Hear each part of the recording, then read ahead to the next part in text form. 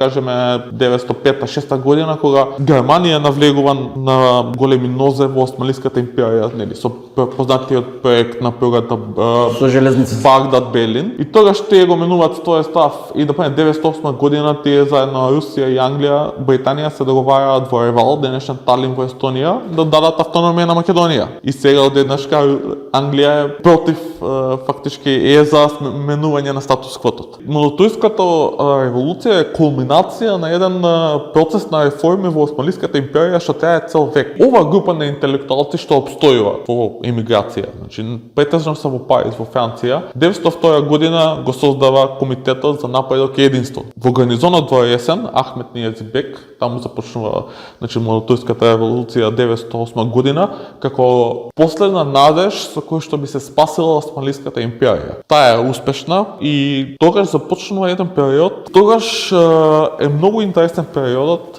бидејќи одеднашка во Македонија, од целиот Османлиски Балкан и во Османлиска Македонија доаѓа до плима на нови идеи, нови политички партии и здружувања. Например, една од во Македонија е од началните партиски организации Народна федеративна партија на Јане Сандански, каде што бил Димитар Влахов. Например, Влахов бил и учесник во Османлискиот парламент.